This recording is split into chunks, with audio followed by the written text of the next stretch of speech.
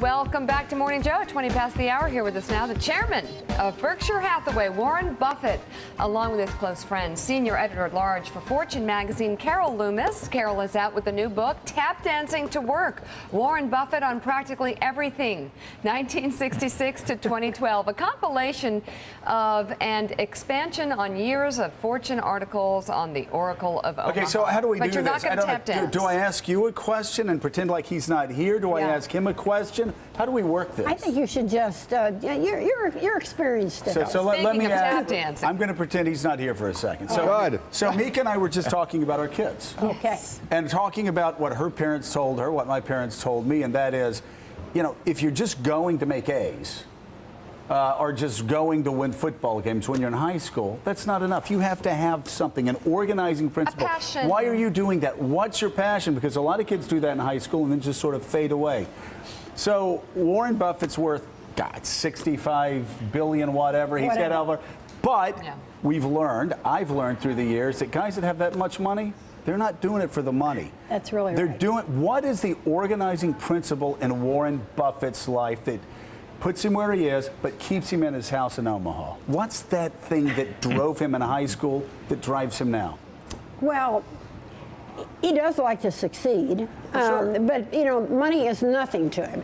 Absolutely nothing. He has always been driven, and he got interested in investing when he was, well, his first trade was at age 11. Right. How many of us are? I've got 4 grandkids, and none seem to be headed in that direction at that particular time. And he just, he always was interested in every element of investing. You know, So he had a goal. Had a goal, and you're right. He likes winning. You like winning. You like succeeding. But money, and I'm not just saying this patronizing, because again, most really rich people I know, money is something that comes along with doing something they love. Absolutely. Right? So for you, what was that thing that drove you from an early age? I got interested in investing when I was like 7 or 8. I started reading every book in my dad's office. Then I read every book in the public library. And what was it about that? It just fascinated me. The game fascinated me, and it really is a fascinating game. I mean, you can play it so many different ways. You can, you know, when your hand-eye coordination leaves you, you know, when your legs go, you can keep doing it. You can still invest. Sure, you can still invest. So were you born with this innate knowledge, or is it just something you picked up and you learned along the way? A combination of both what? I think I was born with the right temperament, and then I started reading, and I just never could get enough of it. You talk about the right temperament. We watch movies about Wall Street, see how popular culture covers it, and it's usually guys snorting coke, throwing computers against walls, screaming and yelling. Not the right temperament. Have there been times, like for instance during the .com boom, where you're like, I'm a man out of time. What am I still in this business for? Because there are times when people have to say, oh, Warren Buffett, he's a thing of the past. Right. My portfolio grew 48% last year. And you have to be able to ignore that. Yeah, you know, it drives people crazy normally when their neighbor's getting rich, you know, and their wife's telling, why aren't you doing that? It doesn't bother me at all. I mean, I know what I'm about, and there will be times when what I'm doing isn't going to work, and there'll be other times when it works pretty well. I remember after Black Monday, was it, back in 87? 87. And we heard that Mr. Buffett lost a couple $1 billion. Yeah. Paper in, paper out. Right. Well, as a matter of fact, he and I were heading, and with 50 other people, down to a meeting in Williamsburg, right at 1987. Just as that happened, and the next morning these 50 people met, and there was almost no conversation about that. Very placid. Almost nobody was exercised. There were a couple people who were exercised, but not much. No jumping out of windows. No jumping out of windows. No, absolutely not. Our program we had a program plan that went exactly as planned for a few days. And the truth is, when stocks go down, I mean, I don't rejoice at other people's misfortune or anything, but the chance to buy them cheaper, you know, appeals to me. well, and if I can just also, let's go back to you. A lot of people needed your help after September 15th, 2008. You went in and made some investments. I would guess those turned out pretty well for you. We spent $16 billion in 3 weeks. Yeah. But you know, America was not going to disappear. It was, you know, and there was panic. I mean, there's no question about it. And the dominoes were toppling and everything, but America wasn't going to go away. But you had confidence in America. Sure. I remember Mika and I went over, I forget where it was, but we went over to host an event, a round table with Simpson Bowles. And as we were walking in, everybody we talked to, one person after another, they were all talking about you.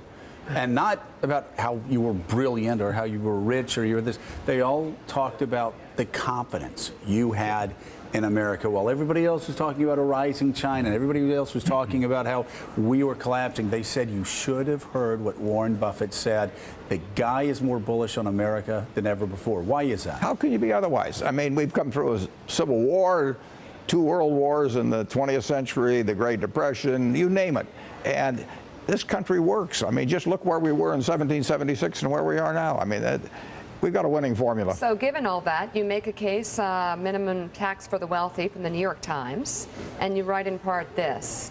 Suppose that an investor you admire and trust comes to you with an investment idea. This is a good one, he says enthusiastically. I'm in it, and I think you should be too. Would your reply possibly be this? Well, it all depends on what my tax rate will be on the gain you're saying we're going to make. If the taxes are too high, I would rather leave the money in my savings account, earning 1/4%. Only in Grover Norquist's imagination does such a response exist. Mika, I'm going to call you at 2 a.m. tonight, and I'm going to say, I've got the greatest stock I've ever seen. I said, I am putting every penny in. Do you want to come along? And you're not going to say to me, what's the tax going to be on the gain? In fact, I don't think even Grover Norquist would say that. In ambient haze, if you called me at 2 a.m., I'd say, yeah, okay, whatever you want to do with my money. Well, this is actually the same point that Steve Ratner made over the weekend with his New York Times column, which is all the guys and the women I know on Wall Street, none of them have ever become less energetic, less of workaholics because the capital gains rate was at 25% or 15%. Or 39.6%. Or 39.6%. What you got to. Hey, can I ask you about that? Because I help me understand this. We have a lot of people talking about how we need to raise more taxes. Sure. And I hear the president talking about moving the top tax rate up to 39.6%. And I'm just wondering, is that as equitable an approach when a lot of really rich guys and women look at that 39.6% right now? I'm never going to pay that. Yeah. Or would it be better to raise a capital gains tax from, say, 15 to 20 or 15 to 25%? Would that help with income disparity a bit more? Well, that's why I suggest a minimum tax, because you're absolutely right. Of the 400 highest incomes in 2009, which averaged $200 million apiece, 1/4 of the people paid at a rate under 15%. So the only way to get at that is to have a minimum tax on those people. How many of those would you bet, if you had to make a bet, paid 39.6%? None of them. None of them. They just don't, right? No, and 6 people who were in that $200 million category paid nothing at all. They were in Romney's 47%. I mean, they were the moochers, and they paid zero. You know, the way to get at them is a minimum tax, and it's very simple to do. And it'll only apply on incomes at $1 million above, and then another level at 10 million above. And what's that minimum tax again? Well, the minimum tax I suggest would be 30% on income above $1 million, 35% above 10 million, and all kinds of people who are making that money, you know, by labor. They're already paying those rates. Would that also include people that... It would hit me. It would hit me. So you would not be paying 14, 15, 16% because of capital gains. No. Yeah, because again, I don't understand this. I mean, I'm making pretty good money. I'm not making Warren Buffett money, but a couple of years ago, a guy came to me, and of course, I'm paying my full 35%, whatever. He goes, you really need to figure out how to convert this to capital gains, because if you do that, then you only have to pay 15% tax. Yeah. And I'm like, what? And that's I don't have the accountants to figure that out. But that's what you say. That's not right. Governor Romney and I would have ended up, instead of paying, he paid 14%, I paid 16 or 17. We would be paying 35%. Yeah. Go ahead, Barnacle. You refer to, even as a youth, investing as a game. It is a game. Great game. Well, they're playing a dangerous game with investing in Washington, in the Congress. Yeah. So my question to you is, if the United States Congress, specifically the House of Representatives, were a private industry, would you invest it in it? Would you buy it? I think I get new management. But I wouldn't give up. I wouldn't give up on the country at all. The country works. It's a wonderful country. And believe me, 535 people aren't going to screw it up forever for 312 million. But they could screw it up momentarily. They sure can. Okay. They've proven it. I want to ask you about what you're doing in Cleveland on Friday. But before I get to that, Carol, give me a sense when you're putting this together and compiling all of this, what stood out to you of everything that stands out about Warren Buffett and his stories of success? What struck you personally? I think that the main thing, the biggest thing, was his consistency of thought. Even back in the 70s and the 80s, he was standing aside. Well, he was an advisor to Grinnell College in Iowa, and Bob Noyce went there and was about to start the company called Intel, and Grinnell invested, and Warren just stood aside. He didn't say no. He just said, it's not for me. It's not something I understand. I don't understand what Intel does, and thanks, but you go ahead if you want to, but I'm not staying with it. And that was, that was 45 years ago that this was happening, and he is still like that today. He exhibited exactly the same behavior during the bubble. Yeah. And he would, if there were another bubble, he'd be just the same. Yeah, which moral is conviction, a consistency. Do what you know. Do what you know, and sit back and look for value. And hey, if the stock goes down, buy more. Right. Whereas most people panic when the stock goes down. So I just want to say that just tell us at what point, 1966, you write an article about this little-known. Not even a one sentence. Guy. A one sentence. One sentence in an article about another guy. This guy in Omaha. At what point did the light bulb go off over your head and said, okay, he's different. He's not only a game changer, he's the guy that's going to create a new game? Well, I may not have been that good, that expansive in my thinking, but I met him first in 1967. Right. My husband had met him first and came home and said, I think I may have met the smartest investor in the United States. And I think I probably rolled my eyes because right. You know how husbands are always making these superlatives.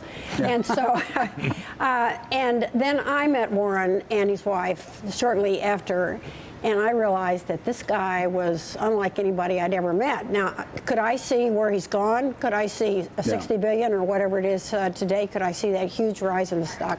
Absolutely not. Yeah. She bought some Berkshire Hathaway, though. Well, we bought Berkshire Hathaway, so we did have an inkling. Yes. A program that I simply adore is 10,000 Small Businesses. Absolutely. And you're going to Cleveland on Friday. Tell us about it. Well, I'll be meeting some of the participants there. I've met them at LaGuardia Community College here. I've met them in Chicago. I've met them in New Orleans. It's such a great program. It's a fabulous program. And watching those people start to fulfill their potential, it's dramatic. And I've had those people who participate, they take maybe a dozen or so courses. They learn so much about business, and then they go out and apply it, and they work with each other. It's a terrific program. Exactly the kind of thing this country needs right now. Right. The book is Tap Dancing to Work. Carol Loomis, great to see you. Thank you for coming on. Appreciate it. Warren Buffett, always great to have you on the show. Thank you very much. When we come back in the wake of Black Friday and Cyber Monday, today is Giving Tuesday. Our next guest will explain what's behind the important cause. We'll be right back.